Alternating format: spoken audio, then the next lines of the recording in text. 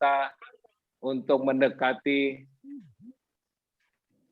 untuk mencoba mensosialisasikan apa yang kita kerjakan di Yayasan Bung Karno, menghimpun naskah, arsip sejarah, dan sebagainya, dalam rangka untuk memberikan sebuah pelengkapan untuk ikut melengkapi khasanah sejarah kebangsaan kita yang hari ini harus terus kita kerjakan. Sekian puluh tahun kita tertinggal dalam kerja-kerja besar itu. Kita sering bertemu dan berbicara, berdiskusi yang sebelum ada pandemi selalu terjadi offline ya. Pertemuan-pertemuan kita selalu terjadi offline di kantor kita di Gedung Pola, di Jalan Proklamasi 56. Masih ingat kita setiap tanggal 1 Juni kita berkumpul 500-600 orang ya. Dan hari ini kita terkendala dengan hal itu. Ada makan-makan, ada kopi-kopi, ada ngobrol dari pagi sampai malam nggak selesai-selesai. Tapi tidak surut semangat kita. Hari ini kita berkumpul lagi di udara, di media sosial. Semoga dapat dilihat oleh lebih banyak lagi teman-teman yang mungkin pernah bergabung bersama kita, ataupun baru saja mengenal melalui channel ini, melalui kanal Instagram, dari akun Soekarno Way, dan juga Yayasan Bung Karno. Nantinya akan direlay di sana. Oke, kita mulai nih obrol-obrol ringannya. Untuk pemanasan kayaknya Dr. Rusdi Hussein dimohon untuk memberikan sedikit ulasan sejarah ya, yang mungkin harus kita ingat kembali karena teori komunikasi mengatakan bahwa continuity itu menjadi sangat penting, dan dalam kerja-kerja besar kebangsaan kita menyampaikan pesan-pesan mengenai sejarah, kesejarahan itu menjadi tulang punggung dari semuanya. Menjadi acuan kita sebelum kita menuju ke arah masa yang akan datang. On your remarks, Prof. Rusdi, ini penjelasannya mengenai konteks sejarah di balik lahirnya Pancasila pidato 1 Juni. Monggo, Pak. Terima kasih, Pak Sigit. Pertama-tama saya mengucapkan banyak terima kasih nih. Saya telah diundang oleh Yayasan Bung Karno dalam rangka peringatan 1 Juni. Berarti kalau 1 Juni 1945, sekarang ini sudah 76 tahun ya, betul ya? 76 tahun. Betul. 76 tahun. Tepat. Jadi untuk itu kita mulai saja. Assalamualaikum warahmatullahi wabarakatuh. Waalaikumsalam. Para hadirin sekalian yang mengikuti acara Zoom kali ini, yang nanti sebagaimana telah disampaikan tadi akan dimunculkan juga di Instagram ya. Saya nggak tahu yang lain ya, tetapi kurang lebih semoga tidak ada masalah dalam komunikasi, dalam transmitting. Saya akan coba mulai daripada uraian kesejarahan ini ya. Ini yang perlu disadari, ini adalah kondisi Indonesia pada tahun 44 bulan September sampai dengan bulan Mei tahun 45. Jadi itu ada 2 tunggul itu. Tunggul yang pertama itu tanggal 7 September ya. Itu adalah janji kemerdekaan di kelak kemudian hari. Sedangkan pada bulan Mei, ya kan, kita memulai sidang BPUPKI. Nah, di dalam cerita inilah kemudian pada tanggal 1 Juni itu sebagai pembicara terakhir Bung Karno berpidato. Sekali lagi saya ingin tegaskan, saya udah bicara sama Pak Agung kemarin, bahwasanya tanggal 1 Juni ini kita peringati oleh karena ini adalah tanggal pidato Bung Karno yang menyebutkan bahan-bahan yang berhasil dikumpulkannya tanpa teks ya, tanpa teks dikumpulkannya yang maksudnya tidak lebih dan tidak kurang menjadi dasar daripada penyusunannya kemudian dan akan dipakai dalam dasar negara, gitu ya, dasar negara. Jadi ini lebih condong kepada pemahaman filosofis. Nanti akan kita ceritakan nih. Jadi pada tahun 44, 7 September 44 itu kalau dengar lagu Indonesia Raya itu baru mulai diizinkan ya. Demikian juga bendera merah putih dikibarkan, itu resminya kurang lebih seperti itulah di zaman Jepang. Indonesia Raya itu masih menggunakan mulia-mulia ya, referen. Ya, betul. Ya, dan saya rasa ketika itu Bung Karno kemudian membentuk panitia, ya kan, lagu Indonesia Raya. Ya sebetulnya lagu Indonesia Raya itu sudah dari tanggal 28 Oktober tahun 28. Ya kan? Ya, betul, Pak.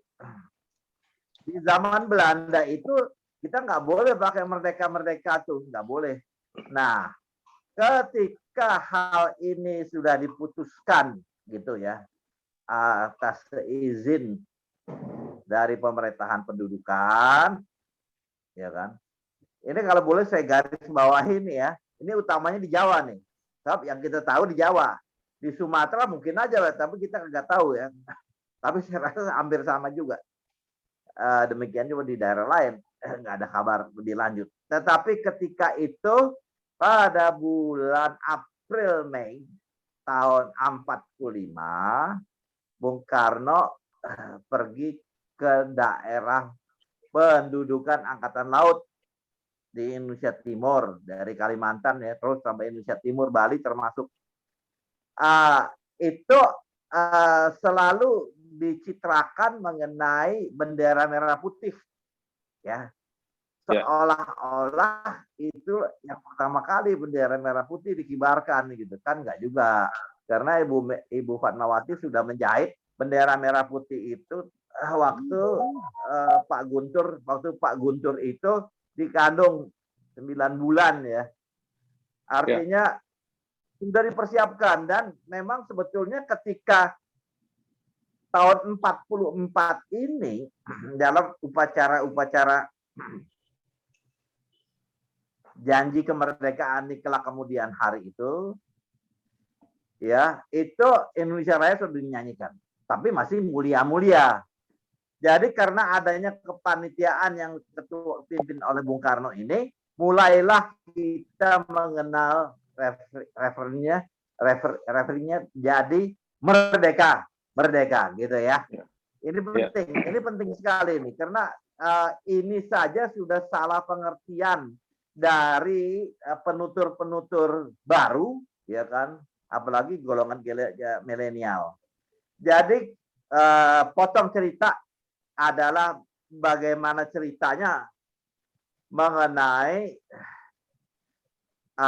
dari janji kemerdekaan ini, kemudian pihak Jepang kemudian membentuk panitia badan penyelidik usaha persiapan kemerdekaan.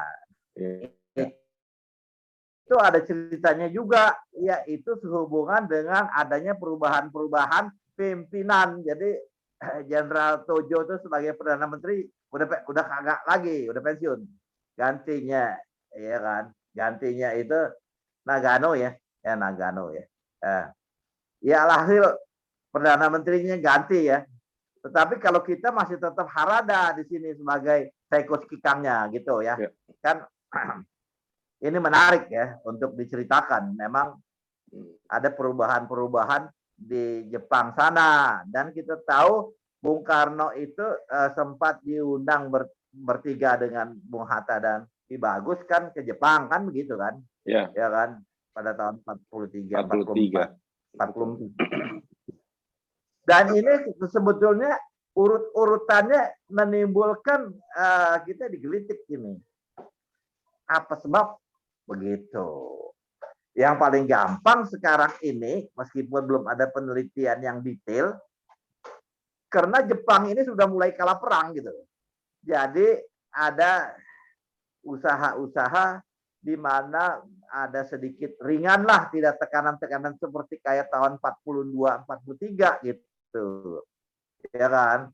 Tapi jangan lupa, sesungguhnya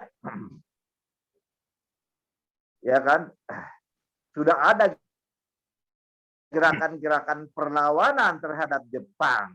Ya kita tahu bulan Februari tahun 45 itu sudah terjadi pemberontakan Blitar kan gitu kan. Ya oke lah, itulah kurang lebih latar belakangnya sedikit banyak. Jepang ini tentaranya banyak yang regular army-nya tuh banyak yang pergi ke perbatasan perang sama Amerika gitu. Jadi banyak tentaranya di sini kosong gitu. Alangkah bahayanya kalau sampai seluruh rakyat Indonesia, apalagi yang sudah berkemampuan mendapat pelatihan ya, tentara pembela tanah air, termasuk HEHO dan sebagainya. Gejala-gejala itu ada. Bisa jadi, saya bilang bisa jadi. Perlu ada satu penelitian, dasar penelitian. Apakah sekarang ini jasa-jasa baik yang dimunculkan oleh Jepang, termasuk janji kemerdekaan di kelak kemudian hari, maupun persiapan sidang BPUPKI ini, memang Indonesia Raya dan Merah Putih segala berubah ini. Ini kalau diketahui sama pihak Belanda, pihak Belanda udah tambah solid, dia udah tambah cerita yang kagak-kagak deh, gitu ya.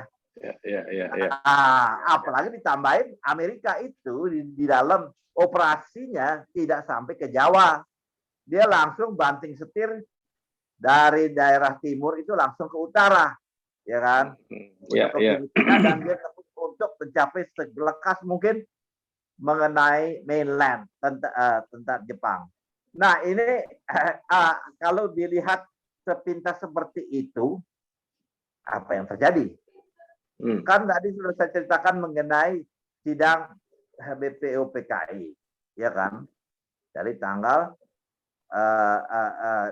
20 berapa? 27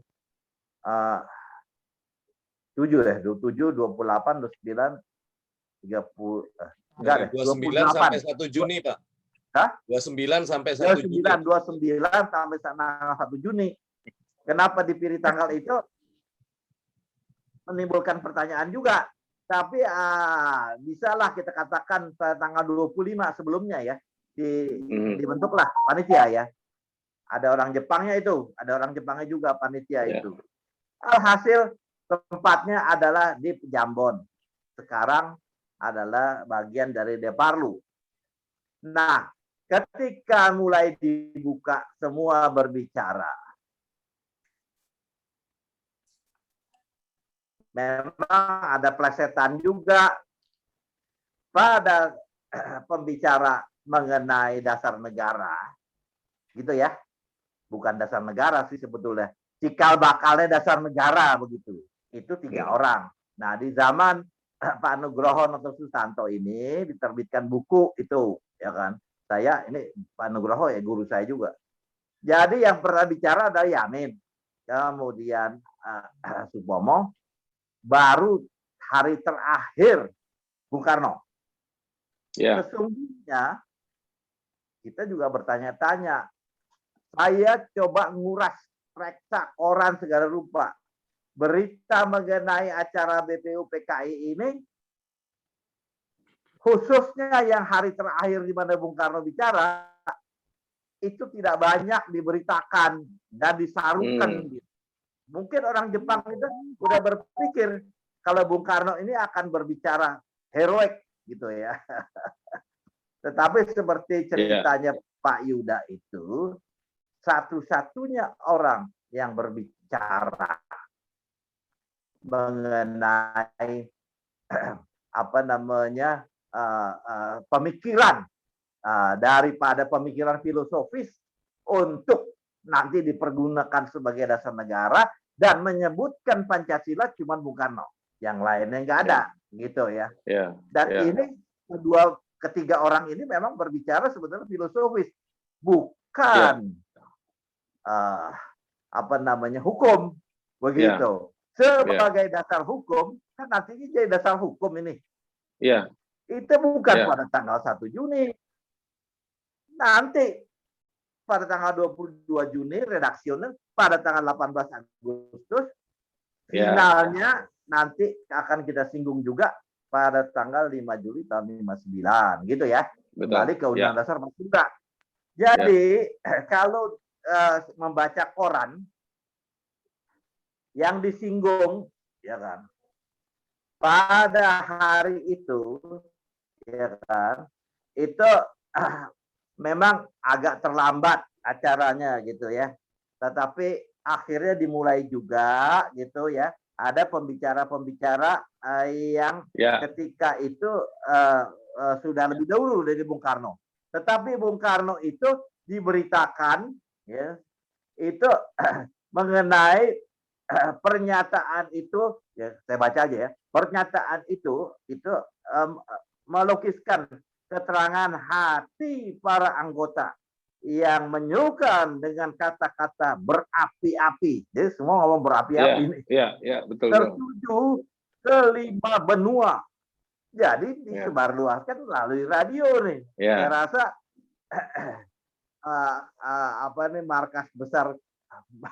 markas besar pemerintahan pelarian di Australia juga dengerin ya. Betul. Pernyataan yang berisi semangat kebangsaan ini dinyatakan oleh Tuan Soekarno. Jadi kita bicara tanggal 1 nih. Antara lain Bung Karno yang berpita berapi-api kepada para anggota dan sebagai pernyataan kesanggupan segenap anggota serentak, ya kan, berdiri sehingga ketetapan hati itu pasti, ya kan, merupakan tenaga yang akan membinasakan musuh serta memperkuat tenaga prak sebesar-besarnya. Itu dari mana Pak Rusdi? Raya. Tunjukkan Pak. Itu yang Bapak baca, tunjukkan Pak. Asia Raya. Wah, itu bisa Asia Raya kelihatan nggak ya? Ini udah. Oke.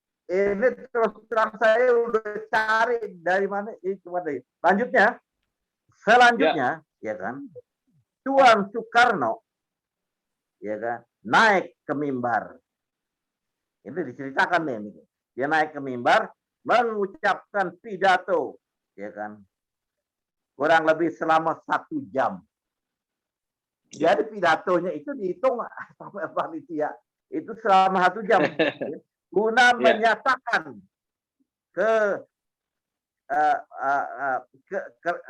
kenyataan kisahnya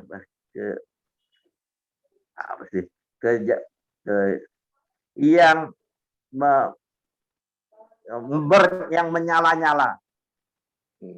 Nah ini hal-hal semacam ini tuh kita baru tahunya kan nanti setelah Bung Karno itu menyampaikannya dalam penulisan-penulisan resmi apa yang menjadi pikiran beliau ketika berpidato pada tanggal 1 Juni itu. Di mana? Nah, kalau kita ngikuti daripada rekaman video dari film yang disampaikan oleh perusahaan film negara, dan kini tersimpan di dalam arsip, ya kan? Disampaikannya ini dalam rangka peringatan, inilah dia tahun 64 itu. Berarti kalau 64 itu belum persis 20 tahun. Kalau dia bikinnya tahun 65, ya oke lah. Itu dibikinnya acara persis itu. 20 tahun. Hah? 1 Juni loh. Nah ini Bung Karno menjelaskan malam itu beliau tuh nggak bisa tidur. Di dalam Penyambung Lidah Rakyat juga begitu. Beliau sampaikan beliau nggak bisa tidur dan beliau itu mulai berpikir. Beliau berpidato tanpa teks tuh. Besok pagi apa gitu. Apa yang mau dibicarakan. Akhirnya Bung Karno tuh sampai kepada suatu konsep pemikiran yang sekarang bisa kita baca. Saya rasa ini ditulis dengan stenograf ya. Stenograf. Nggak ada rekaman tuh pada saat itu. Dan juga ada rekaman, saya nggak tahu. Tetapi selama sidang PPU PKI sampai hari ini, fotografi maupun film nggak ada ya. Fotografi sangat terbatas. Saya sudah masukkan beberapa foto-foto yang saya ambil dari koran, ya dari foto arsip nasional juga ada. Nggak banyak gitu, sangat sedikit sekali. Kembali lagi kita bertanya, apa sebabnya kehati-hatian oleh pihak Jepang ini? Sedangkan berita koran itu yang kalau kita baca, ya kan, dalam rangka peringatan ini sampai hari ini tuh bukan main geloranya itu ya, semangatnya. Dan itu bisa kita tegaskan memang seperti demikian, ya kan. Tetapi di dalam berita-berita koran selanjutnya ini pada jam 15 sidang dibuka kembali, kan tutup ya. Habis Bung Karno ngomong itu tutup. Nah, jam 15 buka kembali. Ada pembicara lain ya setelah Bung Karno, di antaranya Soekarjo dan Ratu Harhari. Apa yang ngomongin saya kagak tahu. Belum sampai saya teliti sampai itu. Jadi hasil Bung Karno adalah salah satu pembicara yang menyampaikan gitu ya. Di tahun 20 tahun itu beliau cerita, ya kan, khayalku, ya kan, ciptaku, ya kan. Jangan lupa. Ini semua adalah bahan filosofis yang beliau sampaikan yang akan dirangkum gitu, akan dirangkum. Nanti secara redaksional baru tanggal 22 Juni yang kita kenal sebagai Jakarta Charter itu. Jakarta Charter. Tidak pada tanggal 1 Juni. Jadi kalau kita berbicara mengenai, ya kan, pemikiran filosofisnya bagi rakyat Indonesia itu yang tidak mau pusing, begitu ya. Ini bisa, ya kan, disarikan, bisa disarikan tuh menjadi trisila gitu. Sila ke-12 ini dipakai sebagai dasar seolah-olah berketuhanan itu ditaruh di nggak usah saya sebutin paling belakang vulgar gitu ya. Tetapi Ekasila itu ya, gotong royong itu bukan semata-mata dia berdiri sendiri sebagai suatu penjelasan yang tidak ada hubungan dengan yang lain, nggak bisa begitu. Itu gotong royong artinya dari rangkuman dari saripatinya dari sila kelima yang sudah dipikirkan oleh Bung Karno itu. Itu belum tersusun redaksi. Jadi bagaimana mau dianggap sebagai dasar hukum? Katakanlah begitu ya. Saya bukan membuat menggarisbawahi ini. Saya nggak setuju pernyataan pemerintah, ya gitu kan. Tetapi sebagai dasar hukum redaksinya Anu kan kalau dasar hukumnya jelas kan titik koma mesti dibaca tuh. Ya, Titik koma mesti betul. dibaca. Nggak bisa Penting. ditutup-tutupin. Gitu. Baru nanti Betul. tanggal 22 Juni. Ya, Gitu. ya. Itu kurang lebih ya seperti itu. Iya, Ya Pak kan? Rusdi. Bahkan pada tanggal 1 Juni itu ada agenda lain. Agenda yang dibacakan pada saat itu, ya kan? Yaitu mengucapkan terima kasih dan penghargaan kepada Panglima Tentara Jepang mengenai kemajuan terutama di daerah Indonesia Timur tuh, di daerah Morotai dan sebagainya. Pak Rusdi, suaranya putus-putus ya, Pak Rusdi? Oh ya? Masih putus-putus. Oke. Teruskan Pak.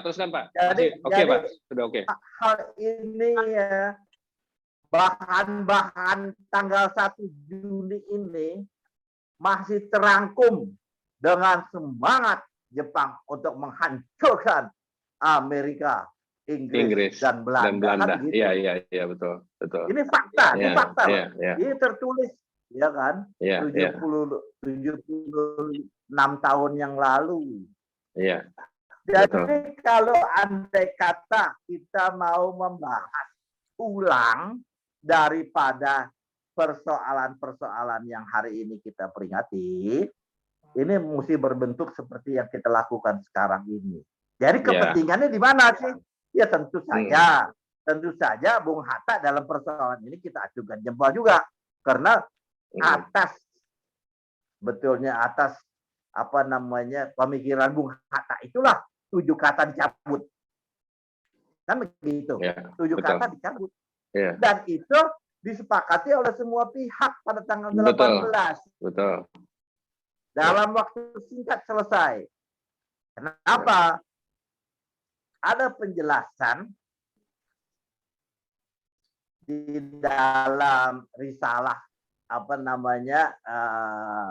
sidang-sidang 18 dan 19 itu, kalau semua pihak menyadari bahwa akan ada pemilihan umum dan nanti akan terbentuk panitia konstituante yang akan membahas kembali mengenai dasar negara. Tapi apa ceritanya kagak jadi-jadi. Paling tidak ada 3 kelompok besar, yaitu Islam, nasionalis, dan sosialis. Yang paling kecil sosialis nih kelompoknya. Ya kan? Kurban dan akhirannya kemudian dibuat kebijaksanaan. Waktu itu diterbitkanlah Dekret 5 Juli tahun 59, di mana Bung Karno di dalam penjelasannya itu merangkum daripada bahan-bahan ketiganya yang mulai dari tanggal 1 Juni sampai dengan tanggal 18 itu, yaitu Undang-Undang Dasar 1945 dengan tidak terpisahkan dari tanggal 22 Juni. Beliau garis bawahi. Mungkin itu Pak Sigit yang ingin saya sampaikan sejarahnya. Baik, Pak Rusdi. Jadi kita kalau mau membahas mengenai pidato Bung Karno tanggal 1 Juni ini, pertama itu dulu. Ini adalah suatu pembahasan filosofis. Malam hari itu Bung Karno tuh gak bisa tidur. Dia pikirin bagaimana nih. Saya besok ngomong apa. Seperti itu akhirannya. Dan dibentuklah panitia 9 nanti di luar daripada sidang BPUPKI yang akan membuat redaksi. Saya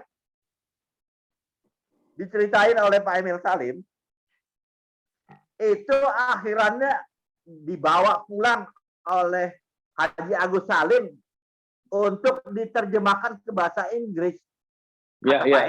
Iya, saya dengar tuh. Ya Pak, betul. Itu dikerjakan sendiri oleh Haji Agus Salim ke bahasa Inggris. Haji Agus Salim. Hasil betul. Itu dari tanggal 22 Juni sampai dengan nanti kita proklamasi sampai dengan tanggal 18 Agustus nggak ada apa-apa yang yang membuat menjadi prihatin seolah-olah Iya. negara baru ini, Republik Indonesia ini kagak jadi gitu. Nah, nggak ada, semua berjalan lancar, semua berjalan halus gitu. Sampai akhirannya selesai 18 dan 19 dan panitia persiapan kemerdekaan berubah menjadi panitia kemerdekaan. Jadi PPKI berubah menjadi panitia kemerdekaan. Baik. Begitu Pak Sigit. Terima kasih banyak. Kita tidak berkepanjangan saya bicara. Ulasan yang selalu harus kita dengarkan setiap tahun, karena banyak kali orang dengan kesibukannya lupa atau terlupakan atau memang ada banyak yang belum mengetahui tentang hal ini. Jadi perdebatan-perdebatan sampai hari ini yang kita rasakan Pak ya, mengenai penolakan orang terhadap Pancasila dan sebagainya, itu menjadi ya sebuah realita yang kita hadapi. Penuturan Pak Rusdi, sejarah itu merupakan kerja besar yang mesti harus tetap dilakukan oleh generasi yang akan datang untuk melakukan penelitian lagi, kajian lagi. Ya, jadi terima kasih kepada Tuhan Yang Maha Kuasa karena mengirimkan seseorang yang akhirnya menulis notulensi tersebut sehingga hari ini kita bisa membacanya kembali. Saya lupa namanya siapa tuh penulis notulensi dari sidang-sidang BPUPK dan Asia Raya tanggal 2 Juni tahun 45. Betul. Judulnya adalah Persatuan putusan Badan Penyelidik Usaha Persiapan Kemerdekaan dari sidang bagian luar pertama. Biasa. Nanti kita coba share Pak di Instagram kita semua bentuk clippingan atau apanya mungkin itu harus diketahui juga oleh banyak oleh masyarakat banyak. Lalu terkait dengan persoalan-persoalan kita hari ini, kita sangat menghargai sebagai Ketua BPUPKI Dr. Rajiman Weddiodiningrat yang meminta kesediaan Bung Karno dengan menyatakan kita mau mendirikan Indonesia itu dasarnya apa? Iya, betul. Dan ketiganya menjawab. Oke. Tapi, jadi gimana? Ya, jadi semua yang kita dengarkan itu ternyata belum banyak diketahui oleh masyarakat kebanyakan, sehingga perspektif masyarakat terbagi-bagi, persepsinya juga bias kemana-mana. Nah ini saya melihatnya kita lagi-lagi harus bekerja untuk menjelaskan kembali, menceritakan kembali cerita-cerita tersebut. Kalau saya boleh tanyakan ya Pak Yuda, nah ini kebetulan ada Pak Yuda di sini nih. Pak Yuda ini kira-kira bagaimana nih Pak untuk melihat ketimpangan informasi mengenai wawasan kebangsaan kita ya dari setiap masyarakat kita. Kita nggak usah bicara secara inilah, paling tidak kalangan-kalangan menengah ya, yang teredukasi, yang mempunyai kemampuan literasi, itu juga tidak memahami. Iya, orang-orang sekolahan lah. Ini bagaimana Pak? Ini persoalan di mana? Kita bicara konteks kebudayaan nih, politik kebudayaan. Bagaimana pemerintah hari ini atau apa yang kita lakukan itu selama ini yang menjadi persoalan gitu loh. Ini kan kaca dari kita nih Pak. Bukan masalah kita menyalahkan siapa-siapa. Ini adalah potret kita hari ini yang tidak mampu memaknai, mencamkan apa itu Pancasila ya. Monggo Pak Yuda. Ya, terima kasih Pak Sigit. Menarik sekali sudah mendengar ulasan kilas balik dari sejarah Pancasila dari masa pendudukan Jepang sampai kemudian ulang tahun yang ke-20 ya dari Pancasila di tahun 65. Ya, 65. Pak Rusdi. Ini kalau dengar-dengar tadi itu katanya Bung Karno mikir-mikirnya sehari sebelumnya ya, mungkin tanggal 31 Mei. 31. Iya. Ya, tapi itu gayanya arsitek lah kalau ngerjain proyek lah, ngerjain semalam. Ya, malam hari. Ngerjain semalam. Ya. Jadi pikiran muter-muter tapi nggak gambar-gambar gitu loh. Nah, Bung Karno juga kebiasaan waktu kuliah gitulah, kan beliau pernah jadi arsitek praktisi juga kan. Ngerjain gambar tuh ya 2-3 hari sebelumnya lah. Padahal tugasnya udah udah berbulan-bulan tuh, ya. Itu sudah berbulan-bulan. Jadi Bung Karno kalau dikatakan oleh Pak Rusdi itu semalam mikir, ya itu gaya arsitek tuh. Mikir terus gitu kan, sampai akhirnya nggak sempat ditulis, akhirnya terpaksa lisan ya. Ya untung kalau pidato boleh lisan, kalau arsitek harus gambar. Ya, ini lumayan lah ya. Jadi Bung Karno itu. Benar. Dan Bung Karno kalau kita lihat dari sisi manusianya lah ya, seorang arsitek, beliau kan bilangnya saya bersyukur jadi insinyur arsitek. Jadi walaupun di satu sisi punya karakter presisi ya, akurat, tapi dari sisi arsiteknya beliau ada aspek senimannya. Jadi membangun kemampuan untuk berhayal gitu kan, dari kertas kosong jadi sesuatu gitu kan. Nah, itu diakui Bung Karno di halaman pertama. Di halaman pertama buku Bung Karno Penyambung Lidah Rakyat Indonesia itu beliau pertama-tama ingin mengatakan itu. Jadi kalau kita refleksikan ke belakang, begitulah gaya Bung Karno gitu loh. Antara satunya presisi, akurat, sisi lain ada ya sedikit abstrak, imajinatif, dan beruntung juga di antara para pembicara yang insinyur cuma Bung Karno tuh. Yang lainnya kan sarjana hukum ya, sebagian besar ya. Mister semua tuh, Mister Intelektual. Iya, jadi pendekatannya itu sangat logis, aspek legal, dan kemudian nggak berani berimajinasi, ya kan? Iya, agak kaku. Ya kan kalau ahli hukum itu kan, waduh nggak boleh berimajinasi tuh. Oh, nggak boleh. Ya semuanya ngikutin ketentuan lah, ya. Iya, betul. Nah, Bung Karno itu mujur lah, dapat keleluasaan karena latar belakang pendidikannya dan pengalaman profesionalnya di masa yang lalu gitu. Jadi ya bahkan berani memberi nama ya. Ya ini saya kasih nama nih, ya kan? Zaman dulu kalau rumah-rumah di zaman Belanda itu suka dikasih nama itu rumah itu. Ya kan? Kalau kita lihat di Menteng, di Manggarai, itu rumah di Jawa Tengah, Jawa Timur banyak lah, di Bandung juga. Villa kan? Villa Isola, villa ada hotel, ya macam-macam lah. Ya itu alam berpikirnya Bung Karno kan. Jadi ketika beliau pidato pun juga harus dikasih nama ini ya. Namanya juga ya dicari-cari gitulah, ditanya mungkin ke Purbacaraka atau ditanya ke Muhammad Yamin. Tapi the point adalah he is the right person, the right time at the right place gitu ya. Juga kan akhirnya. Jadi ini semua chemistry-nya dapat. Tapi kalau kita mau melihat Pancasila dari aspek sisi lain ya, tadi karakter Bung Karno sebagai arsitek, insinyur gitu ya. Terus kalau beliau bikin rumah, bikin bangunan pada masa lalu itu selalu kan sederhana. Make it simple gitu loh. Make it simple. Pemikiran boleh kemana-mana, tapi buktinya tadi Pak Rusdi kan mengatakan, udahlah kalau nggak terlalu ngerti 5 sila gitu ya, oke saya bikin 3 juga nggak apa-apa. Kalau nggak ngerti juga, karena begini ya, Bung Karno itu kan bicara nggak kepada kaum intelektual saja gitu loh. Pada wong cilik juga. Pada wong cilik juga. Jadi kebanyakan, iya marahin lah. Kita bilang pada marahinis gitu kan. Jadi oke lah. 5. Kalau kurang ngerti 5 ya udahlah 3 lah. Kalau nggak ngerti juga oke, gini. Rakyat Indonesia, gotong royong, mari kita bangun negeri ini kan gitu ya. Begitulah.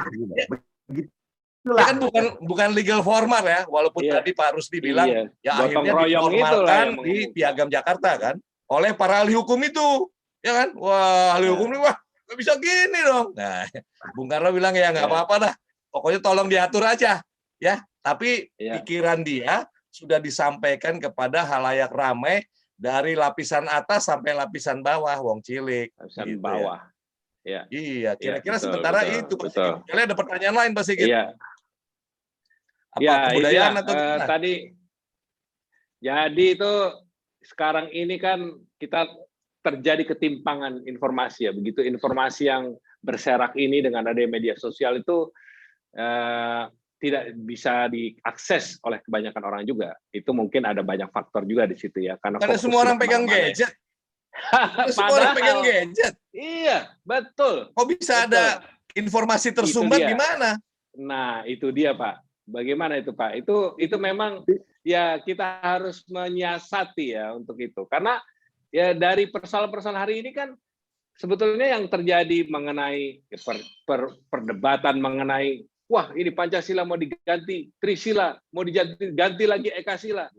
Bukan gitu maksudnya Bung Karno kan? Bukan gitu iya, maksudnya. Itu dia. Ini cuma itu dia. Ilmu komunikasi itu lah, dia. gitu kan. Aduh, tetap Pancasila ya Pancasila. Cuman kalau Pak.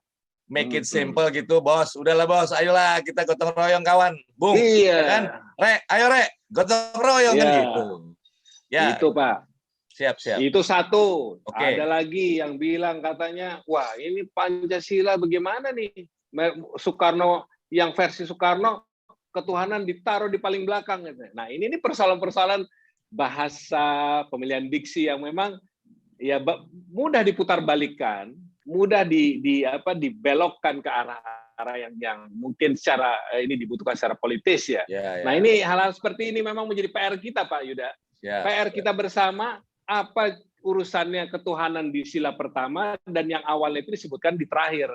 Nah, kita jangan terjebak pada urutan-urutan yang urutannya akhirnya kan sudah didudukan.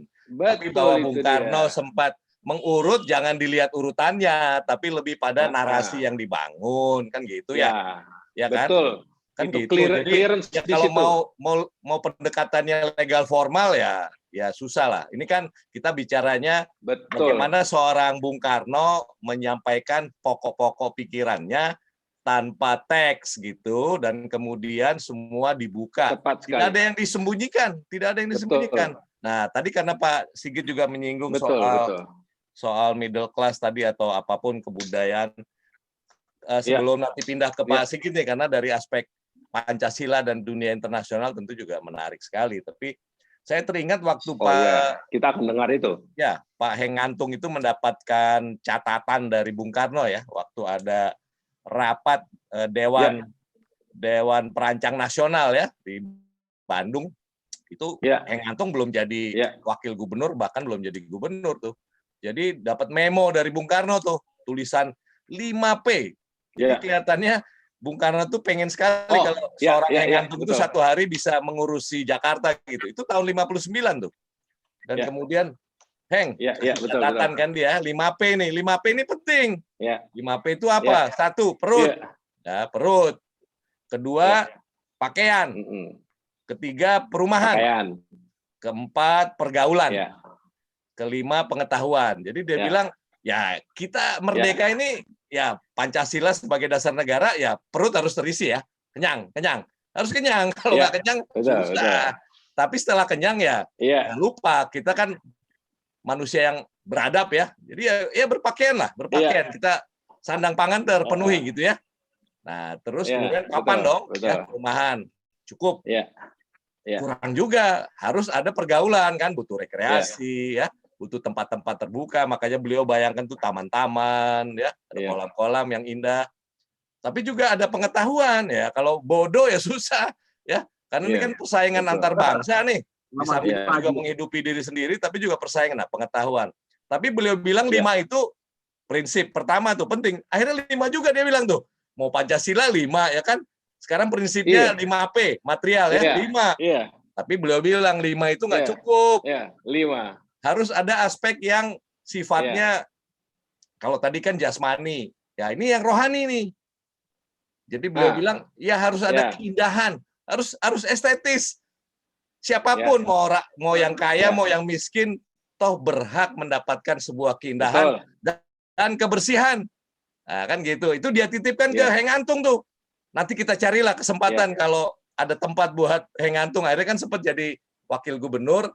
Sebelum kemudian jadi gubernur kan. Walaupun kemudian sebentar kan belakangan semua aspek itu 5P dan kemudian tambahan keindahan, kebersihan, kecantikan ya. Bahkan beliau sebutkan juga desa-desa yang menenteramkan jiwa gitu kan. Itu kan juga sebuah gagasan besar bagaimana Pancasila itu diimplementasikan kan ke dalam kehidupan sehari-hari gitu kan. Iya. Kan kemudian dititipkan ke Bang Ali Sadikin kan? Iya, betul. Jadi ini semua dititipkan ke Bang Ali. Walaupun Bang Ali kemudian berprestasi kan belakangan Bang Ali bilang kreditnya jangan ke saya itu cuma pelaksana. Bung Karno yang nitipin semua gagasan besar ini kepada saya. Kan Bung Karno bilang nih semua impian saya tentang dalam tanda petik ya, bagaimana Pancasila diimplementasikan dalam kehidupan sehari-hari, salah satunya dititipkan ke Bang Ali lewat penataan kota, pembangunan kota, apalagi yang namanya Ibu Kota Jakarta. Gitu. Nah, persoalannya tadi kalau Pak Sigit bilang, ini bahkan kaum menengah aja suka kehilangan orientasi tentang pengetahuan tentang itu dia. ikut aja Pancasila kan, padahal udah banyak gadget ya. Adalah aspek yang tadi pengetahuan itu basic loh. Jadi perut kenyang, pakaian oke, tertutup badan ya. Kemudian rumah ada, oke, sebagian besar ada. Yang belum ini persoalan kita. Kemudian pergaulan udah sering chat-chat kemana-mana ya, ngerumpi.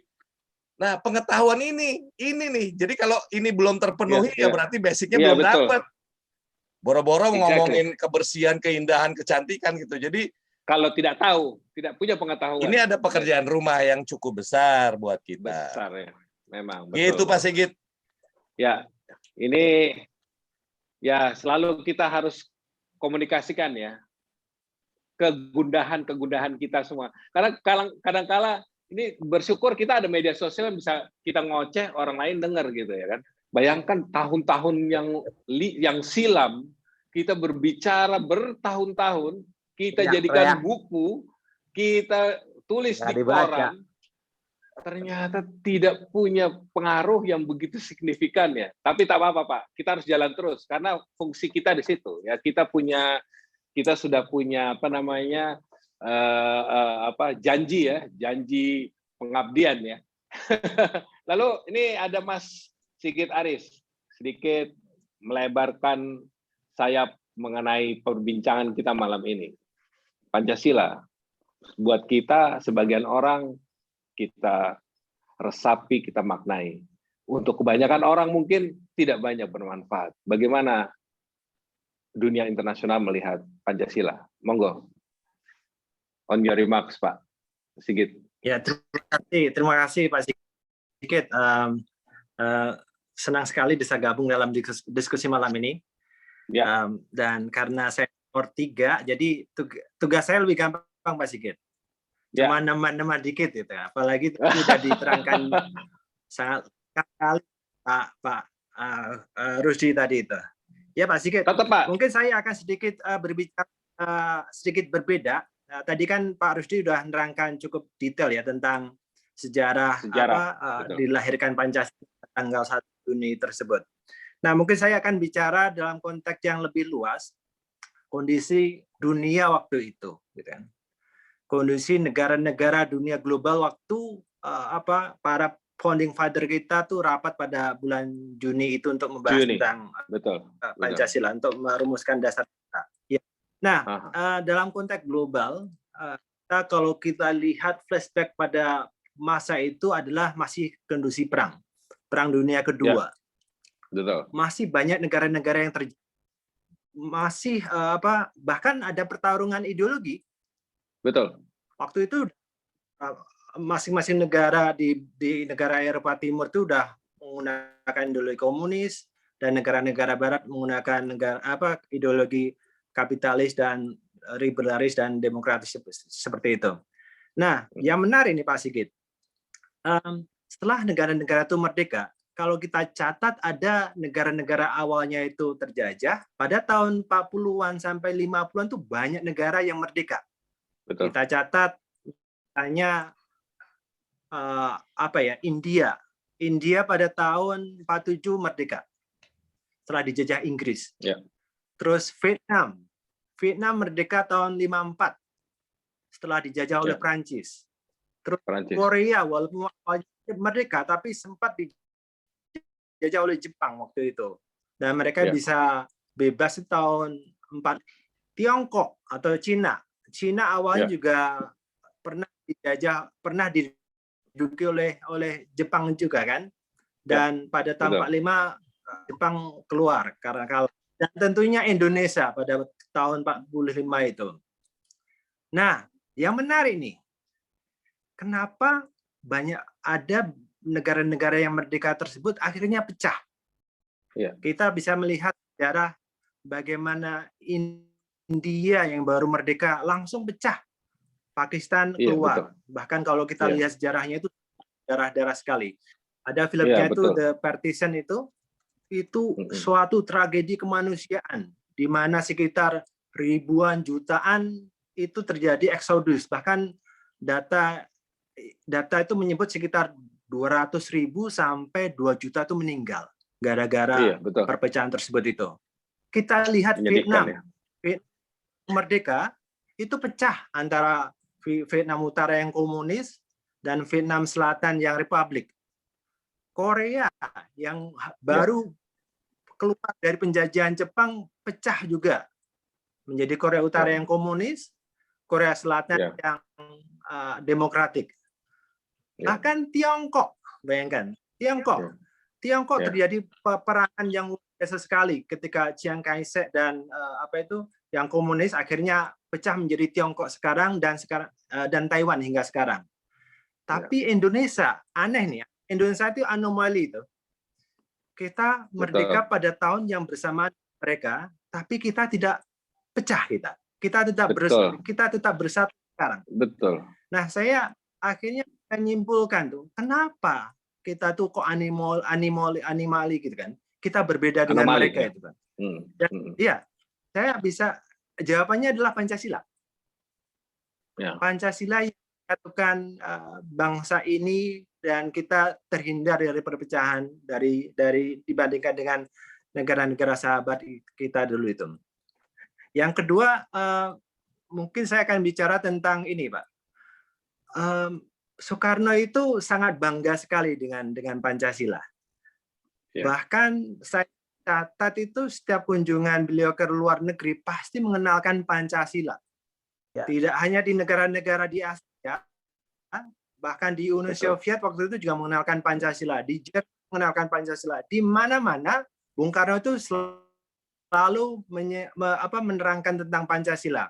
Dan kalau kita lihat mungkin di media-media sekarang itu yang banyak terkenal tuh ketika beliau itu menerangkan Pancasila di Kongres Amerika pada tahun 56 ya. Ya, betul. Dan yang kedua yang paling banyak dikutip itu ketika Bung Karno menyampaikan pidato di sidang umum PBB tahun 60. Nah, menarik nih, ada cerita lucu nih tentang waktu Bung Karno menyampaikan pidato di Kongres itu. Di situ Bung Karno berpidato dalam bahasa Inggris, menjelaskan Pancasila dalam bahasa Inggris, yaitu sila pertama Bung Karno mengatakan believe in God, gitu kan? Believe in God, Tuhan kita. Yang kedua nationalism. Nah, ada yang unik nih kalau Pak Sigit, Pak Rusdi dan juga Pak Yuda lihat itu, ketika Bung Karno menyebut pasal kedua yaitu nasionalisme, itu tepuk tangannya agak terlambat. Iya, betul. Betul sekali itu. Iya. Itu menarik tuh. Itu yang terlambat. Iya. Nah, ini menarik nih. Saya ada referensi mengatakan bahwa istilah nasionalisme itu tidak disukai oleh orang Amerika. Oh, oke. Karena nasionalisme dianggap sebagai doktrin yang mendorong ke chauvinism. Bahkan orang Amerika lihat, orang Amerika itu melihat itu nasionalisme yang menggelora di Asia Afrika itu identik dengan komunisme. Nah, ini diterangkan oleh Bung Karno nih, apa bedanya antara nasionalisme dan sama patriotisme gitu kan? Amerika lebih suka patriotisme daripada nasionalisme. Padahal mereka juga cinta negaranya juga luar sekali, tapi mereka lebih menggunakan istilah patriotisme. Nah, yang ketiga, Bung Karno saat menerangkan Pancasila itu pasal 3 disebutkan sebagai humanity. Keempat, demokrasi. Kelima, social justice. Waktu demokrasi tepuk tangan besar. Semua besar, Pak. Kecuali yang kedua tadi itu agak terlambat itu. Iya, agak terlambat. Iya. Pak Sigit, mungkin juga orang Amerikanya bingung kenapa nasionalisme ditaruh di nomor 2. Iya. Betul. Nah, bisa jadi. Ini untuk menjawab itu perbedaan. Kita lihat juga itu, Pak Yuda. Ketika beliau itu menyampaikan Pancasila waktu di sidang umum PBB itu tahun 60 itu, dalam pidato yang berjudul To Build a New membangun dunia kembali ya. To build the world anew. Disebutkan juga ada bedanya. Ada bedanya nih, Pak. Ya, ada bedanya nih, yaitu ketika beliau menerangkan Pancasila itu satu, ketuhanan yang Maha Esa, dua, nasionalisme, tiga, internasionalisme. Nah, tiga tadi kan yang waktu di Kongres Humanity gitu kan, tapi waktu di internasionalisme, walaupun itu sebenarnya sama. Jadi Bung Karno itu melihat kemanusiaan, nasionalisme, internasionalisme itu harus berdasarkan pada humanisme. Nah, yang keempat sama demokrasi, yang kelima social justice. Nah, memang jadi dilihat dari bukti-bukti ini tuh Bung Karno itu sangat membanggakan Pancasila. Bahkan Bung Karno itu meyakini bahwa Pancasila itu sebagai ideologi yang terbaik di dunia waktu itu dan hingga sekarang. Nah, kenapa Bung Karno pede sekali gitu kan di hadapan orang komunis di Soviet mengenalkan Pancasila, di depan orang Amerika mengenal Pancasila gitu kan. Nah, ini dijawab oleh Bung Karno nih. Kalau kita tanya Bung Karno, kenapa Bung Karno itu sangat pede sekali dengan Pancasila, apa gitu kan? Nah, ini dijawab Bung Karno pada ulang tahun tanggal 17 Agustus 60 dalam pidato beliau yang berjudul Jalan Revolusi Kita. Nah, di sini Bung Karno itu bilang, Pancasila sebagai ideologi yang terbaik, terhebat, dan universal. Beliau bilang kayak itu. Pancasila adalah lebih memenuhi kebutuhan manusia dan lebih menyelamatkan manusia daripada Declaration of Independence Amerika atau Manifesto Komunis. Pancasila adalah satu pengangkat taraf yang lebih tinggi. Bahasa Belandanya apa nih Pak Rusdi? Salah nggak saya bacanya nih? Hogere of Trekking. Iya Pak Rusdi? Hogere of Trekking. Hogere of Trekking. Nah, daripada Declaration of Independence dan Manifesto Komunis. Kalau lebih jelas lagi, Bung Karno mengatakan bahwa di Deklarasi Independennya Amerika itu kurang social justice-nya. Nggak ada social justice. Keadilan sosialnya nggak ada. Kekurangannya itu. Dan Bung Karno juga menyatakan di manifesto nilai ketuhanannya juga nggak ada. Nah, Pancasila melengkapi itu.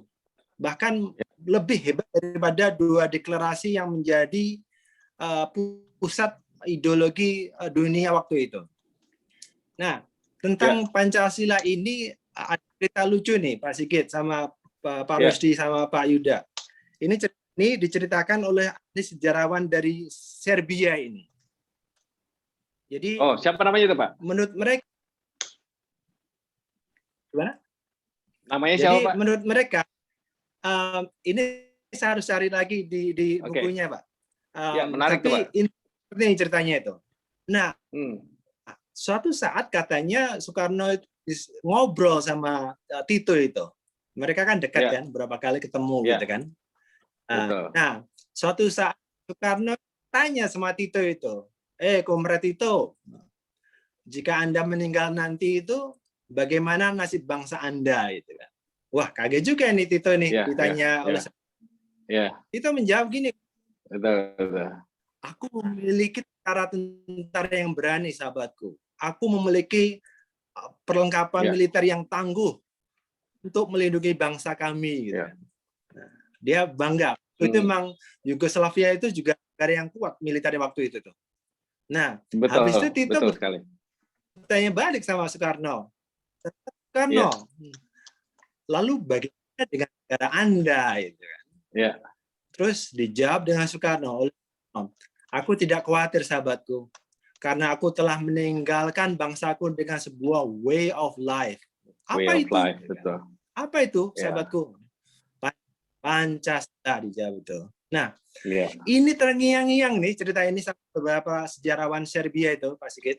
Akhirnya mereka itu heran. Benar juga ya. Seharusnya yang layak pecah itu Indonesia. Indonesia Ya. itu banyak penduduknya, Sukunya. berbeda agama banyak sekali, Ya. sukunya banyak sekali, pulaunya Ya. pecah-pecah. Kita Serbia Ya. satu daratan gitu. Dan etnis kita nggak sebanyak di Indonesia gitu Ya. kan. Dan Betul, Pak. ternyata Betul. Yugoslavia pecah pada tahun 90-an ya, menjadi kalau nggak salah 7 negara ya waktu itu ya, 7 negara kayak Ya. Serbia, Ya. Kroasia, Bosnia, dan lain-lain. Nah, ini menarik ini cerita ini. Nah, yang intinya adalah memang kita harus beruntung nih, Pak Sigit, bangsa ini itu kita ditinggalin leluhur founding father tentang Pancasila. Jelas Pancasila menjaga kita hingga sekarang utuh gitu kan. Kalau kita lihat bahkan Pancasila itu sebenarnya menjadi jawaban dari permasalahan global sekarang ini. Kalau kita lihat konflik perang masih melanda negara-negara di Asia, di Afrika, banyak negara yang terpecah hingga sekarang. Kalau kita lihat misalnya di Afghanistan, pecah gara-gara suku, pecah gara-gara etnis gitu kan. Di Irak sampai sekarang juga pecah secara berbagai etnis. Di Libya juga, di Suriah juga, dan di Afrika banyak gitu.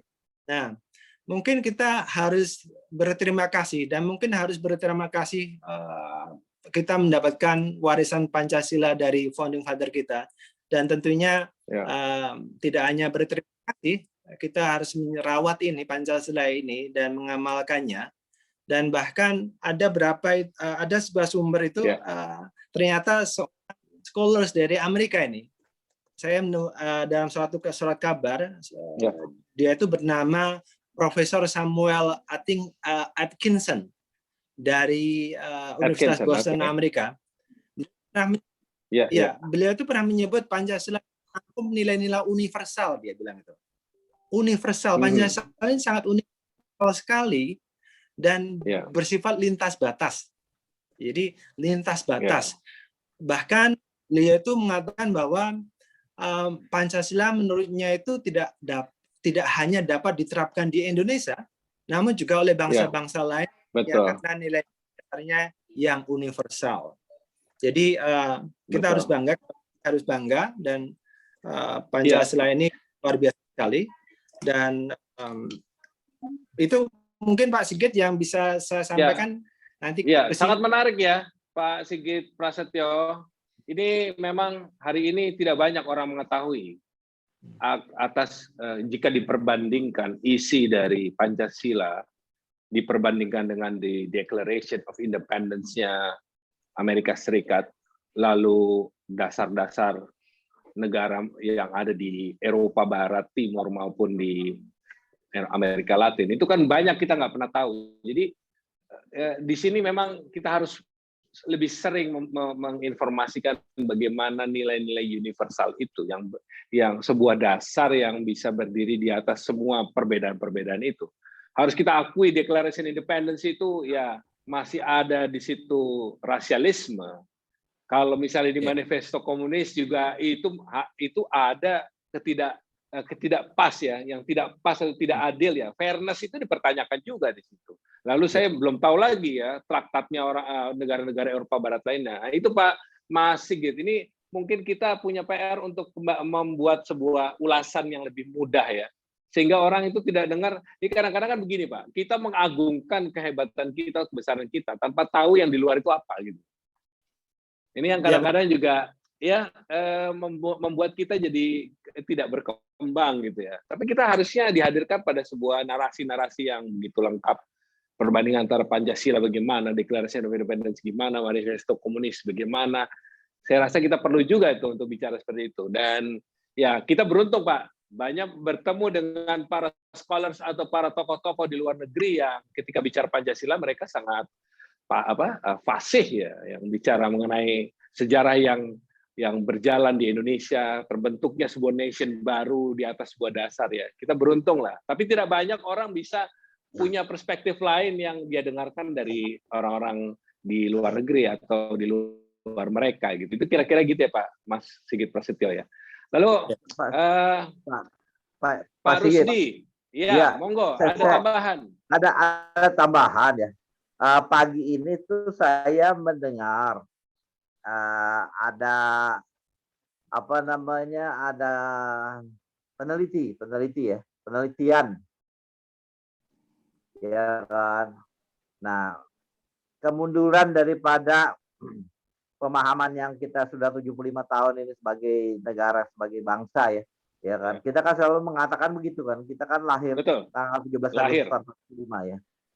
Lahir Jadi- sebagai sebuah bangsa. Jadi sebetulnya Bung Karno ini punya misi. Bung Karno bilang, ini saya hanya menggali, saya utusan. Ya, betul. Dia kan mengomongin utusan. Bukan pencipta Nah, ya. Bukan. kesulitannya banyak orang yang sudah mulai bertanya-tanya begitu. Ya. Bagaimana sebelum tanggal 17 Agustus atau sebelum tanggal 1 Juni tahun 45 gitu ya.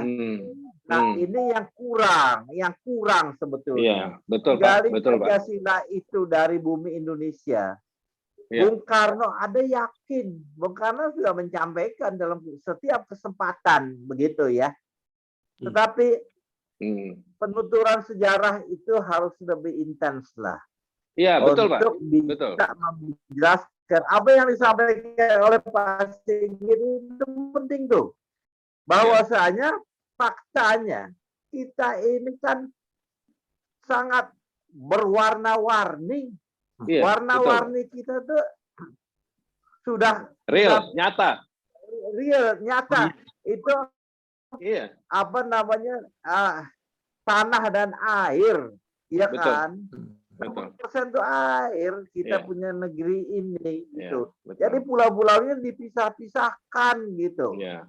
Ya saya mengharapkan memang sebetulnya Angkatan Laut bisa akan lebih memanifestasikan ya iketan-iketan itu antar pulau itu. Betul. Tapi faktanya kita bisa bertahan selama 75 tahun dalam kondisi apa sih kera Pancasila itu. Nah, saya rasa tadi pagi saya itu mendapat kesimpulan dari bahan-bahan yang saya dengar gitu ya. Kalau 10% katanya, 10% ya kan dari survei itu orang Indonesia itu menginginkan Pancasila diganti.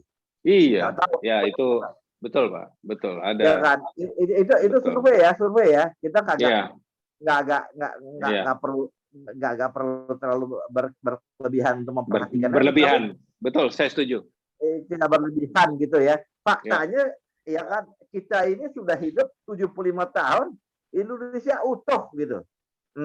Nah, ini yang perlu juga diperhatikan. Jadi yang namanya sejarah itu tidak hanya terbatas daripada keberadaan bangsa Indonesia itu di tengah jalan setelah masa penjajahan yang 350 tahun itu. Sebelumnya itu perlu ada suatu penelitian ulang. Apa ya Pancasila ini, ya kan? It was born by the nation long ago before. Kan begitu. Bayangkan kalau Indonesia ini dalam cerita, dalam tarikh ya, para pendatang itu kan tidak dari satu tempat, dari banyak tempat itu, ya kan? Dari banyak negeri, dari banyak agama, ya kan? Termasuk tentu saja prinsip-prinsip hidup, falsafah hidup yang dia bawa. Tapi saya rasa paling tidak yang besar ya sudah menunjukkan ya toleransinya sedemikian rupa juga hal-hal yang sederhana begitu ya, yang kadang-kadang agak berlebihan ditanggapinya sehingga bisa terjadi bentrokan-bentrokan fisik gitu, dan apapun apa namanya segala urusannya termasuk politik dan sebagainya, tetapi faktanya kita tetap dalam satu ikatan. Jadi saya rasa Bung Karno benar, cuma belum diuraikan sampai detail mengenai asal usul daripada pemikiran dasar itu gitu. Bung Karno hanya meyakinkan, ya kan, saya ini utusan. Bung Karno nggak bilang bahwasanya itu bikinan beliau. Ini adalah digali dari tata budaya, ya kan, bangsa Indonesia sejak zaman dahulu kala. Jadi itu pekerjaan rumah saya rasa. Orang Indonesia saya setuju. Ya, kadang-kadang sangat optimis terhadap keyakinannya dia gitu. Kelompok orang gitu, keyakinannya dia gitu. Saya ini nggak tahu kenapa ya, saya ini terbebankan sampai hari ini. Terbebankan cita-cita saya pada tahun 65 dulu, saya itu pengen jadi arkeolog. Sebab wah, ada cerita begitu. Bedanya apa sejarah ya, tipis. Ya kan? Betul. Tapi arkeolog itu ada hal yang bisa dielus-elus. Bayangkan itu ditemukannya dalam 5 tahun terakhir, dalam 10 tahun terakhir ini begitu banyak peninggalan purba kala. Orang gali ketemu segala rupa benda-benda purba kala gitu ya. Ini bercerita, ini suatu hal yang sangat penting sekali untuk menggambarkan gitu bahwasanya dulunya bangsa Indonesia itu memang sebetulnya sudah punya tatanan budaya yang bukan main, begitu indah, begitu rapi, begitu terbentuk utuh. Mungkin itu tambahan dari saya, Pak. Assalamualaikum warahmatullahi wabarakatuh. Waalaikumsalam. Jadi semakin menarik semua keluar cerita-cerita ya. Jadi saya setuju Pak Rusdi, kembali ke penekanan persoalan angka tadi ya, bahwa ada survei mengatakan demikian. Saya pribadi sebetulnya tetap saya berpikir positif di sini. Angka-angka itu bisa saja bersifat dinamis. Ya, bisa kita abaikan. Bisa kita ini kan. Tetapi memang di sini dijelaskan bahwa hari ini nggak bisa ini kita hanya menunggu BPIP untuk mengurusi. Aduh, ini penjaga. Saya setuju ya. Ada banyak teman-teman seperti juga Yudi Latif bilang, Bung, pekerjaan kita bersama ini menjaga Indonesia dari Sabang Merauke 24 jam. Dari setiap kita yang masih punya punya semangat, masih teguh pada prinsip dan cita-cita kita ya. Siapapun itu. Jadi makanya saya rasa juga acara-acara seperti ini memang terlihat sangat ringan diskusi-diskusi, tapi ini paling tidak 1-2 orang ada yang lewat bisa mendengarkan. Paling tidak 1-2 kata atau 1-2 kalimat itu bisa diingat sama mereka-mereka itu. Karena kalau kita mengharapkan literatur untuk dibaca, aduh hari gini gadget aja seperti Pak Yuda bilang di depan mata, PDF begitu banyak, nggak terbrowse juga gitu ya, tak terunduh juga gitu ya Pak Yuda ya. Nah, literasi membaca banyak tapi literasi rendah, itu kan aneh. Itu dia, itu aneh. Membaca WA, membaca SMS, email, tapi maksudnya literasi rendah. Jadi tadi kan Bung Karno bilang 5P tadi. Iya. Pengetahuan. Betul. Jadi bukan sekedar data, tapi itu pengetahuan ya, pengetahuan. Iya, betul. Jadi ini juga ke depan ini tantangan kita dari generasi berganti generasi akan terjadi sebuah akselerasi dalam penyampaian informasi, data sejarah dan sebagainya. Ini perlu juga terus kita gali ke depan karena banyak platform yang tercipta untuk mempermudah kita. Kalau zaman dulu saya kembali ke zaman kita dulu Pak ya, 5-6 tahun yang lalu mengumpulkan orang 500-600 orang di Gedung Pola itu pekerjaan yang unbelievably useless actually.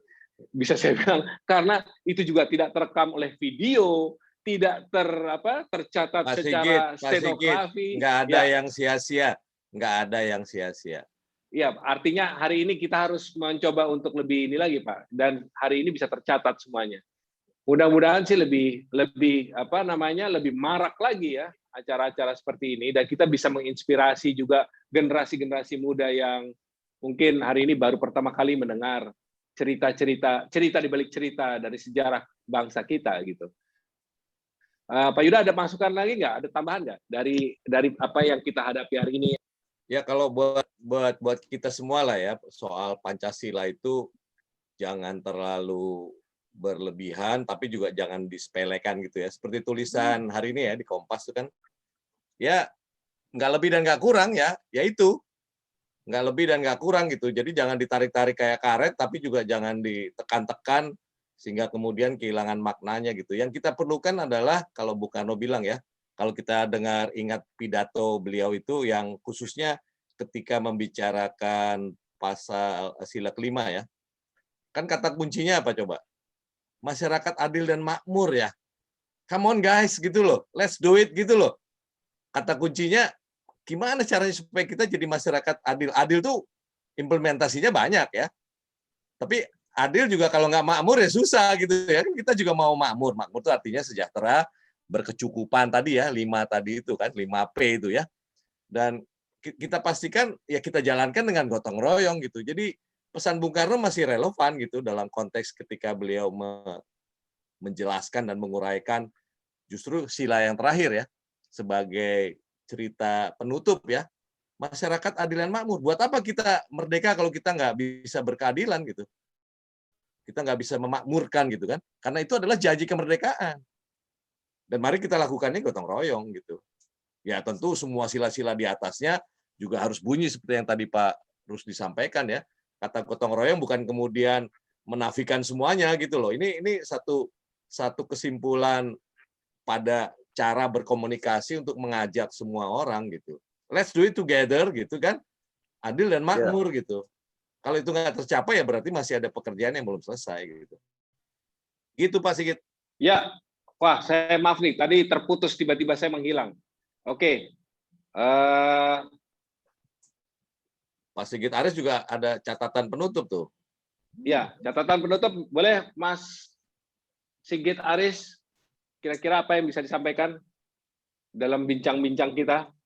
Iya, jadi tadi udah dibahas tadi namanya ideologi pasti di pertentangan ideologi hingga sekarang itu masih ada Pak Sigit. Ya. Kita kan Pancasila sebagai dasar negara, tapi juga kalau kita lihat sekarang itu juga mulai banyak dari masyarakat kita yang melihat Pancasila itu bukan sebagai dasar negara atau mungkin bahkan menolaknya itu suatu hal yang harus kita lihat secara bijaksana. Kalau kita lihat dari berita-berita sekarang, terutama dalam perkembangan radikalisme sekarang ini, banyak dari ada beberapa yang menolak Pancasila itu karena togut seperti itu, tidak sesuai dengan Islam. Nah inilah mungkin yang harus kita PR bersama, bahwa kita harus menyampaikan pada masyarakat kita bahwa Pancasila ini memang tidak bisa dibandingkan dengan Al-Quran, itu tidak apple to apple itu. Ya itu dia, nah, itu dia Pak. Itu tidak apple to apple, dan ini juga tantangan kita bahwa kita kalau disebutkan bahwa Pancasila itu jelas sesuai dengan Islam, bahkan kalau kita lihat dari kata-katanya itu musyawarah, keadilan sosial, itu juga dari Islam. Merujuk pada sejarahnya itu, salah satu perumus Pancasila itu adalah kalau nggak salah Hasyim Asy'ari ya. Iya Pak Rusdi. Ya. Ya. Itu disebutkan bahwa beliau mengatakan bahwa mengapa beliau itu setuju dengan Pancasila, yaitu bahkan beliau itu disebutkan bahwa Kiai Hasyim Asy'ari itu sebelum menyetujui itu melakukan ritual-ritual yang luar biasa sekali. Beberapa sumber mengatakan bahwa beliau itu meminta petunjuk pada Allah itu. Beliau katanya juga puasa 3 hari katanya. Puasa 3 hari, mengatakan surat Al-Quran, membaca surat Al-Fatihah. Bahkan setelah katanya puasa 3 hari itu melanjutkan sholat istikharah 2 rakaat. Pada rakaat pertama beliau katanya membaca At-Taubah 40 kali katanya tuh. Rakaat kedua surat Al-Kahfi 41 kali. Sebelum tidur aku membaca ayat terakhir surat Al-Kahfi 11 kali. Maka beliau mengatakan, aku ridho Pancasila sebagai dasar perekat bangsa dan menjadi ideologi negara Indonesia. Di sini jelas sekali ya bahwa itu sesuai dengan agama Islam dan tidak perlu dibenturkan atau dibanding-bandingkan dengan Pancasila dan Al-Quran, karena itu bukan apple to apple, perbandingan yang tidak tepat gitu. Intinya adalah kembali lagi Pak, kalau kembali yang saya sampaikan tadi itu dalam konteks internasional, kita beruntung, jujur kita beruntung memiliki Pancasila dibandingkan negara-negara yang sampai sekarang mengalami konflik, mengalami perpecahan. Kita lihat banyak sampai sekarang, Pak, di Afghanistan tuh. Cuma suku berapa orang? Sukunya cuma mungkin kurang dari 5 suku ya. Sampai berdarah-darah hingga sekarang. Di Irak ada berapa suku di Irak itu? Iya. Pecah dan berdarah-darah hingga sekarang. Di Suriah, di Libya sampai sekarang. Dan intinya adalah kita harus merawat Pancasila ini. Kita harus merawat Pancasila ini untuk kita hidup rukun, berdampingan, sejahtera dan makmur. Mungkin itu Pak Sigit yang penutup saya. Makasih. Ya, sangat penting sekali itu Pak. Ini harus kita elaborasi bersama. Bagaimana menjelaskan apa yang menjadi kesepakatan kita hidup berdampingan sebagai sebuah bangsa dengan membedakannya dengan satu azas keimanan akan religi ya, ketuhanan. Itu memang ini tidak mudah, tapi kita harus mencoba untuk lebih masuk lagi menarasikan ini menjadi sebuah kenyataan gitu Pak. Karena saya rasa ya karena itu banyak hal tadi kita sudah bicarakan, tidak mudah orang untuk mengakses ya atau berpikir, berimajinasi mengenai Pancasila, dasar negara, dan apa kebutuhan kita, bagaimana kita, itu memang kadang-kala karena komplikasi kehidupan yang begitu dalam ya, akhirnya tidak membuat mereka mampu fokus atau memahami dengan benar gitu ya. Pak Rusdi, ini sudah masuk 1,5 jam. Satu hal. Ya, saya harapkan bisa ada closing statement atau apa? Bagaimana Pak Rusdi? Satu hal sebetulnya ya, itu kemanusiaan yang adil dan beradab ya. Itu menjadi penting, Pak. Itu penting sekali sebetulnya. Itu satu itu. Yang kedua itu mengenai social justice itu ya, mengenai keadilan sosial itu bagi seluruh rakyat Indonesia. Itu di situ di belakangnya itu bisa menjawab berbagai hal gitu ya. Kalau yang pertama tentu saja ketuhanan yang Maha Esa itu kan sudah bisa dianggap ya kan, bangsa Indonesia itu sebetulnya dari agama manapun juga sudah melihatnya sangat sangat utuh ya. Tetapi juga kebangsaan sudah kita hidup selama 76 tahun ini. Tetapi kemanusiaan yang adil dan beradab itu sekarang ini merupakan tantangan kita gitu. Baik suatu kehidupan individu maupun kehidupan bermasyarakat. Kalau hal ini bisa ditarik dengan baik, bisa dimanfaatkan dengan baik, ya kan, sila ini, tentu enggak usahlah kita ribut-ribut lagi mengenai kewajiban untuk prokes gitu ya.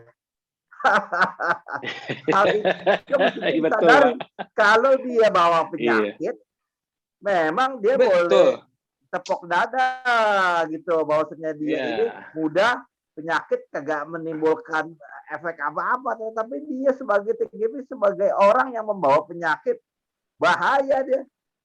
Itu kenalan saya yang umurnya udah di atas 70 itu, udah pada jalan semua deh. Gitu.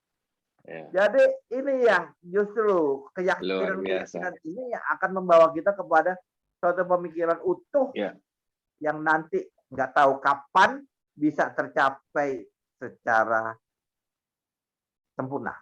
Begitu, Pak. Semoga. Luar biasa. Semoga Pak. Kita berharap kita berharap dan bekerja mengabdikan apa yang kita mampu berikan kepada masyarakat banyak melalui apa yang kita bisa ya Pak ya.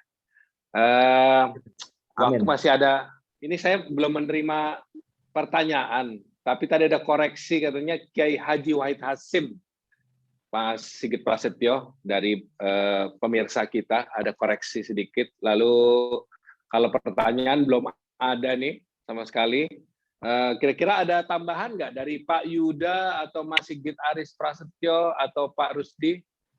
Sekedar untuk apa? Entah menutup atau apa? Atau kita sudahi di 1,5 jam ini? Saya belum tahu ini untuk Instagram masih bisa ya Mas Agung? Sudah masih hidup atau belum ya? Instagram live-nya? Saya rasa masih ya. Agung. Oke, masih. Oke, masih jalan. Ada lagi Pak Yuda, Pak Rusdi, tambahannya? Saya rasa sudah cukup lah. Ini cukup, sebagai ya? ya sebagai awal daripada pembahasan kita. Ya. Semoga memang kalau ada reaksi, tapi mungkin kita ngomong terlalu berat kali ya. Dari tadi kita ngomong agak terlalu tidak berat. Tidak apa-apa, Pak. Paling tidak ini sudah terekam. Ya. Gitu. Jadi, karena semoga lah nanti akan ada, Pak. Ya. Saya tadi ngobrol sama Pak Monang ya, Pak Sigit. Ya. Ya. Saya rasa peruntukan kita ini adalah untuk generasi milenial. Mereka lah yang sebetulnya menjadi seharusnya terusik untuk tertarik untuk ini kan bisa menjadi bahan mereka itu gitu. Siapa lagi yang mau melanjutkan? Kita tidak mengharapkan untuk kepentingan kita, tapi semoga lah ini bisa menjadi tempaan buat generasi milenial gitu. Paling Pak. tidak semoga terinspirasi sebagai bahan pemikiran mereka gitu. Betul. Saya kalau ditanya dengar acara yang tadi pagi didiskusikan itu, bukan saya tidak percaya, saya cukup percaya gitu ya. Satu survei yang berani menyatakan begitu 10%. Iya, betul. 10%. Gitu ya, 10% dari bangsa Indonesia itu menginginkan Pancasila diganti. Jadi kalau orang-orang itu sekarang udah berani mengatakan seperti itu, mereka akan mempersoalkannya. Siapa lagi yang akan pasang badan untuk membela sebagai National Guard daripada Pancasila itu. Penjaga nasional. Ya. Laskar Panjang terakhir. Baik Pak Rusdi. Baik Pak Rusdi, Pak Yuda. Dan Pak Sigit Aris Prasetyo.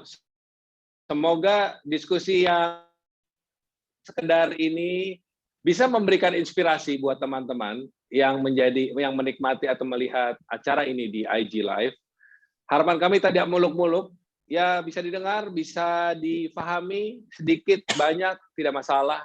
Tapi semoga apa yang kami hadirkan ini, yang juga dapat disimpan, kapan saja bisa diputar ulang, dapat memberikan sedikit, banyak gambaran, dan kemudian menginspirasi teman-teman muda semuanya. Generasi milenials hari ini tidak hanya milenials, Pak. Ada generasi Y dan generasi Z. Wah. Tambah generasi banyak Y kan dan generasi Z, makin muda lagi, muda lagi. Tapi kemudian saya tetap berpikir positif, ini akan bisa dilihat sedikit apapun tidak apa-apa, tapi ini adalah sebuah bekal, kita sudah memberikan sebuah catatan. Dan kita akan melengkapi terus ini, karena di sini sebetulnya intinya adalah seperti yang Pak Yuda ingatkan, hari ini kita bicara bukan masalah historical atau Weltanschauung yang begitu menjelimet, tapi gotong royong kita bersama ya Pak Yuda ya. Kita harus bergotong royong, melakukan apapun juga, sekecil apapun, kerja kerja kita kepada masyarakat, kepada bangsa dan negara yang ya memang tidak ada pilihan lain karena kita juga yang tetap teguh pada pendirian dan prinsip cita-cita kita bersama. Semoga tertular yang muda-muda yang lainnya. Karena generasi akan terus berjalan nih Pak, dan saya tetap positif untuk itu. Jadi singkat kata terima kasih atas kesempatannya. Kita bertemu dalam acara yang lain, dalam runutan bulan Bung Karno. Kita punya tanggal 1 Juni, 6 Juni, 21 Juni, lalu melangkah ke bulan Juli, Agustus sampai bulan Desember. Semoga bincang-bincang sejarah kita akan kita lakukan terus. Ya seperti tadi, memberikan catatan kecil, memberikan inspirasi, informasi kepada generasi yang akan datang dan masyarakat banyak. Sekian, dan sebelum saya tutup, izinkan saya menyampaikan salam yang mempersatukan kita dari timur sampai barat, dari utara sampai selatan. Salam merdeka. Merdeka. Merdeka. Merdeka.